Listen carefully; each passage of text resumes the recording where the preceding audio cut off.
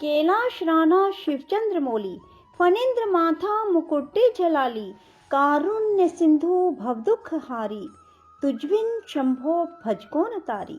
राधे राधे मेरे प्यारे भाइयों बहनों माताओं व बंधुओं, संस्कार की बातें चैनल में आपका स्वागत है। बंधुओं, आज मैं आपके लिए लाई हूँ माघ मास महात्म की कथा का चौथा अध्याय। बंधुओं, माघ मास में हर मनुष्य को प्रातः काल उठकर स्नान अवश्य करना चाहिए। बंधुओं, जो मनुष्य माघ मास में स्नान करते हैं उन्हें 100 राजस्व यज्ञ और 100 अश्वमेध यज्ञों के बराबर पुण्य की प्राप्ति होती है। बंधुओं, माघ मास में तिलों का अधिक से अधिक दान करें। बंधुओं, यदि आप माघ मास में तिलों का दान करोगे तो उतने ही पाप कर्म जो हमसे जाने अनजाने में हो जाते हैं उनसे छुटकारा मिल जाता है।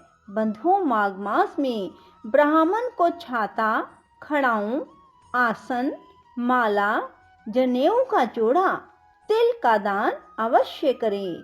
जो मनुष्य माघ मास में रोजाना माघ मास महात्म को सुनता है उसके कुल के 7 जन्मों के पाप नष्ट हो जाते हैं। वह मनुष्य सुख, संतति एवं सौभाग्य को प्राप्त होता है और उसके सकल मनोरथ सिद्ध होते हैं। बंधुओं, माघ मास में भगवान विष्णु की पूजा के साथ साथ भगवान शिव की पूजा का भी बहुत विधान है। बंधुओं, आप सब जानते हैं भगवान शिव ऐसे हैं जो थोड़ी सी पूजा से ही प्रसन्न हो जाते हैं, चाहे एक लोटा जल ही क्यों ना हो। बंधुओं, माघ मास में रोजाना भगवान शिव को गंगा जल चढ़ाकर बिल्वपत्र जरूर चढ़ाएं। बंधुओं, यदि आप पूरे माघ मास में भगवान शिव को बिल्वपत्र नहीं चढ़ा सकते तो माघ पूर्णिमा को सूर्योदय से पहले उठकर गंगा जल नहाने के पानी में मिलाकर स्नान करें और फिर मंदिर जाकर भगवान शिव का अभिषेक करें। पहले भगवान शिव को गंगा जल चढ़ाएं और फिर जल अर्पित करें। इसके बाद भगवान को जनेऊ चढ़ाएं और चंदन से त्रिपुंड लगाएं। भगवान को बिल्व पत्र अर्पित करें। बंधुओं, यदि आपने हमारे चैनल को अब तक सब्सक्राइब नहीं किया तो जरूर करें और बेल आइकन दबाना ना भूलें ताकि आपको हमारी आने वाली सभी वीडियोस की जानकारी सबसे पहले हो सके। बंधुओं, वीडियो को पूरी सुनने के बाद कमेंट बॉक्स में जय शिव शंकर भोलेनाथ जरूर लिखें, जय विष्णु भगवान जरूर लिखें।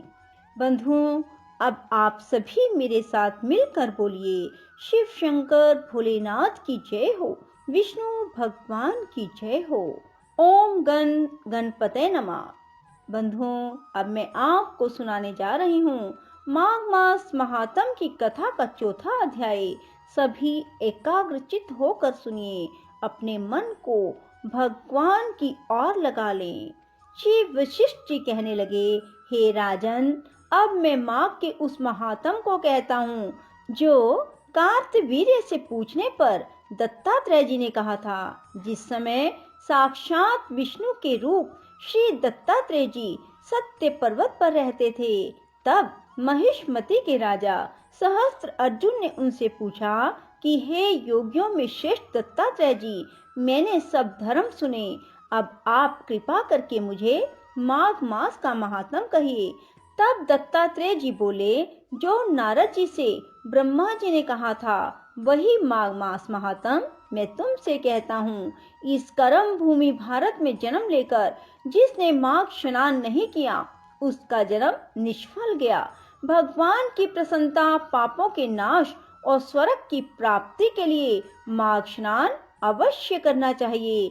यदि यह पुष्ट शुद्ध शरीर माघ स्नान के बिना रह जाए तो इसकी रक्षा करने से क्या लाभ। जल में बुलबुले के समान, मक्खी जैसे तुच्छ जंतु के समान यह शरीर माघ स्नान के बिना मरण समान है। विष्णु भगवान की पूजा ना करने वाला ब्राह्मण, बिना दक्षिणा के श्राद्ध, ब्राह्मण रहित क्षेत्र, आचार रहित कुल, ये सब नाश के बराबर हैं।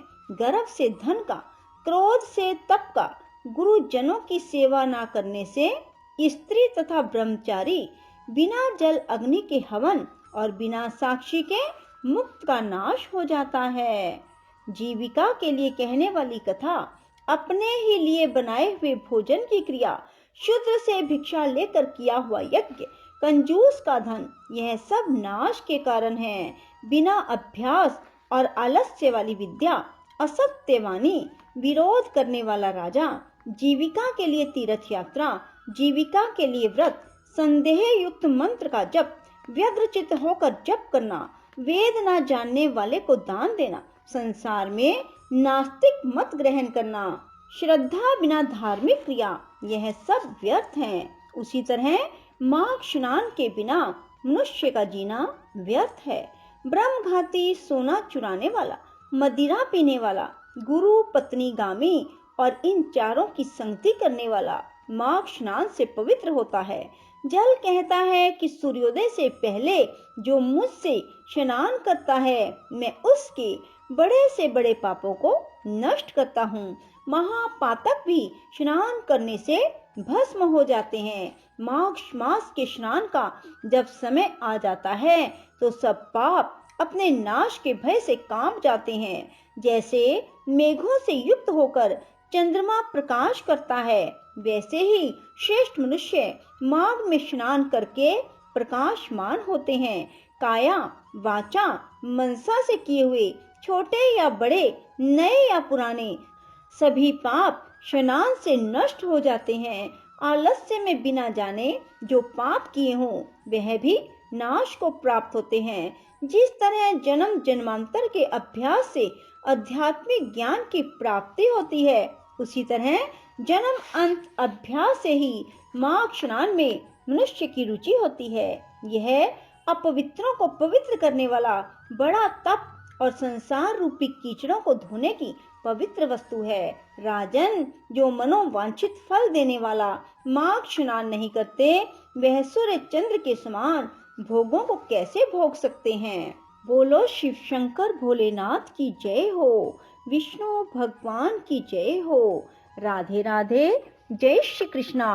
बंधुओं, यदि आपको हमारी वीडियो पसंद आए तो इसे लाइक करें और शेयर भी जरूर करें। धन्यवाद।